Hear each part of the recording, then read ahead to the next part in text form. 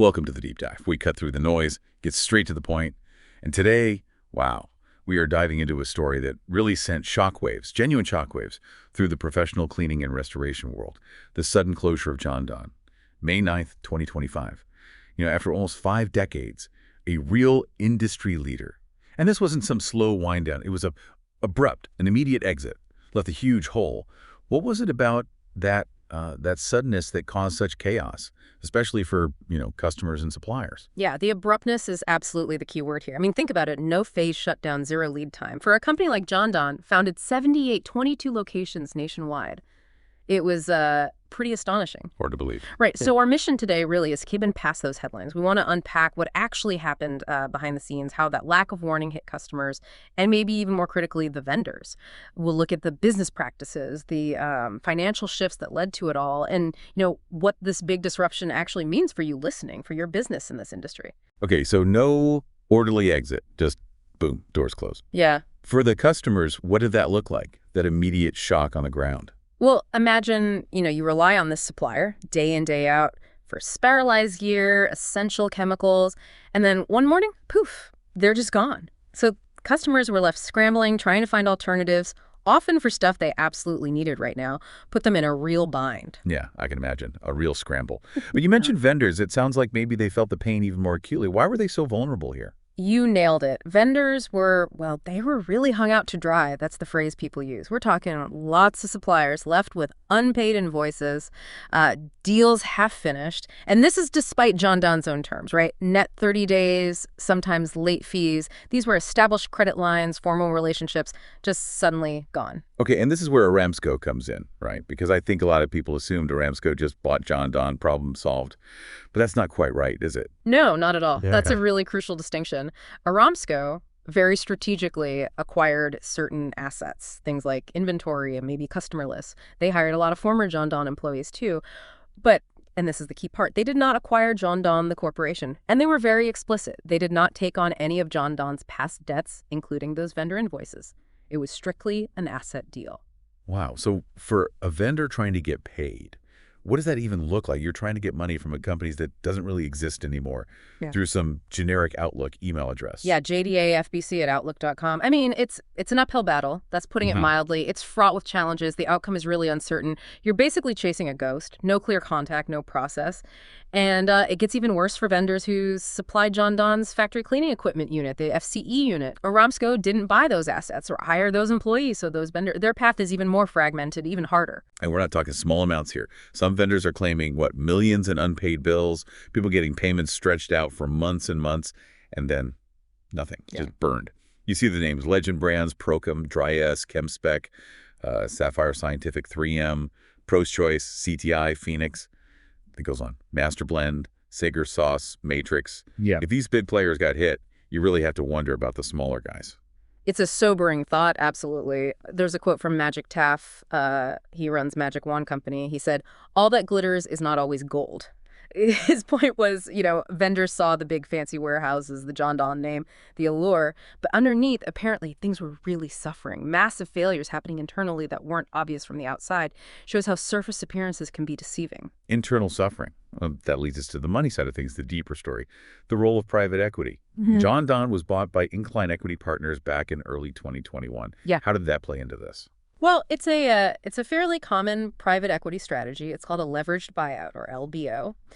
Often the acquisition is financed with a lot of debt, and that debt gets put onto the books of the company being acquired, JonDon, in this case. Ah, okay. So JonDon itself carried the debt from its own purchase. Exactly.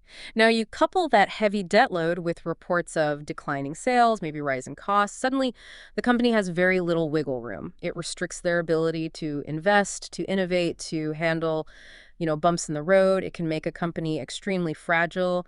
It's optimized for short-term cash extraction, maybe, but not long-term resilience. And maybe a sign things were really going south internally. The CEO, Eric Royce, left in February 2025, just a few months before the whole thing collapsed. What does that usually signal? Yeah, that kind of C-suite turnover, especially so close to a major event like this, it's often a huge red flag. It suggests that, the people at the very top likely saw the writing on the wall. They recognized the problems were probably insurmountable. Even with new leadership trying, that underlying financial structure, likely weighed down by debt, just didn't leave them any options. Maybe couldn't get more financing. A critical failure point. So, okay, heavy debt, maybe market pressures, but how did they operate day to day? Let's get into these alleged business practices. The main claim is about aggressive pricing strategies, things like covert discounting and loss leaders pushed by the owners, the sales director. What does that mean? Right. It's important to clarify the terms here. A loss leader isn't necessarily illegal. It's a marketing tactic, right? Sell one popular item below cost, maybe even at a loss to get people in the door. The hope is they'll buy other stuff, higher margin items, and the overall sale is profitable. Okay, that sounds like standard retail stuff sometimes. But predatory pricing is different. Very different.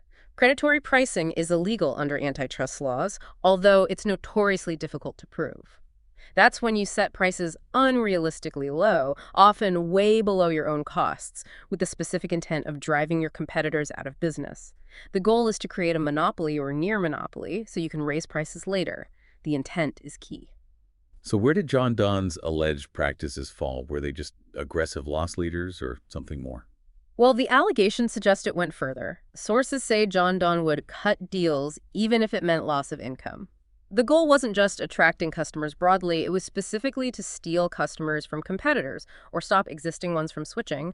So they'd offer these really low prices, sometimes below cost, but maybe only to certain customers to lock people in, as the source put it, keep them away from rivals. Wow. So it wasn't just bad luck or market forces, maybe. It sounds like potentially a business model that was, well, eating itself from the inside.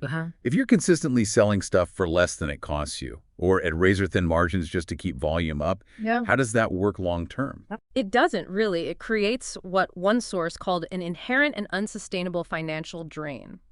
You're just constantly bleeding cash on those deals. It erodes your overall profitability, weakens the company fundamentally, makes you incredibly vulnerable to any kind of shock, a market downturn, a supply chain issue, anything. It's like building on sand. Looks okay for a while, maybe, but there's no solid foundation. And how do people find out about these specific money-losing deals? Seems like something a company would keep quiet. Yeah, it came out kind of organically, actually. Magic Wand Company, Taft Biggs Company we mentioned, they started picking up former JonDon customers after the closure. And as part of verifying these were actual ex-JonDon clients, they'd asked to see their last invoices from JonDon. And that's when these surprisingly low, sometimes below-cost prices started coming to light on those specific invoices. Interesting. So internal practices were a factor. A strategy based on razor-thin margins and aggressive discounting just doesn't leave you the resources, the financial cushion to invest in those things. You can't easily pivot to meet higher value demands when your whole model is built around being the cheapest, sometimes even at a loss. It created this real contradiction, didn't it? Their slogan was "Partners for Success." Wow. But if the allegations are true, the aggressive pricing, the way vendors were treated in the end, it paints a very different picture of partnership. Right. So JonDon collapses, leaves this vacuum. We talked about Aramsco stepping in strategically. How did that asset purchase set them up? It was a smart move from their perspective. They picked up valuable assets, inventory, customer lists, probably some equipment or locations, and crucially, a lot of experienced former JonDon staff. So they gained market share, they gained operational capacity almost overnight. But by not buying the company itself, just the assets, they avoided all that historical baggage, the debt, the lawsuits, and especially those unpaid vendor invoices. Clean slate for them. Makes sense. But they aren't the only ones looking to fill that gap. Magic Wand Company, you mentioned them before. They're actively going after former JonDon customers. How are they positioning themselves differently? Yeah, they've been very proactive, offering special deals, reaching out. Their approach seems centered on differentiating through quality and partnership, but maybe a more genuine version. They talk about a steadfast commitment to quality, safety, and genuine customer partnership. They highlight their own manufacturing process using food-based ingredients, trying to signal a higher standard. And they also seem to be pushing back against maybe some misleading industry specs, focusing on true product performance, like suction versus just PSI, or usable heat versus just maximum temperature. Exactly. They seem to be saying, let's focus on what actually works in the field, not just the numbers that look good in a brochure. It's an appeal to practicality, to real-world effectiveness over, flashy marketing.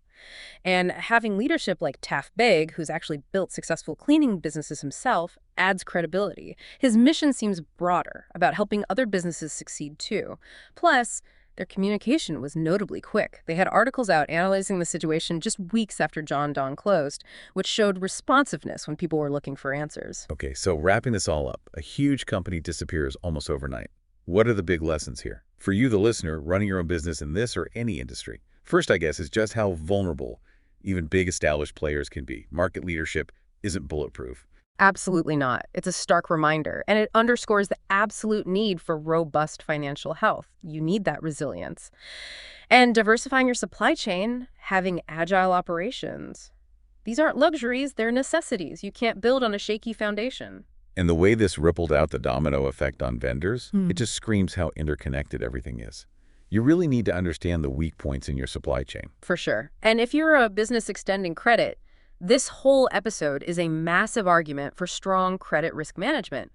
Do your homework on major clients, know their financial health, don't put all your eggs in one basket. Maybe even look at credit insurance or just tighter payment terms from the start. Yeah, maybe trust needs to be verified a bit more now. Could we see a shift in the industry away from just handshake deals and trust-based partnerships towards something more, I don't know, risk-averse, more legally buttoned up?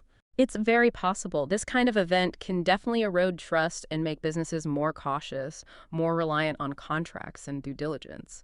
It changes the dynamics. This whole JonDon situation, really, it's a critical lesson for every single business owner listening today.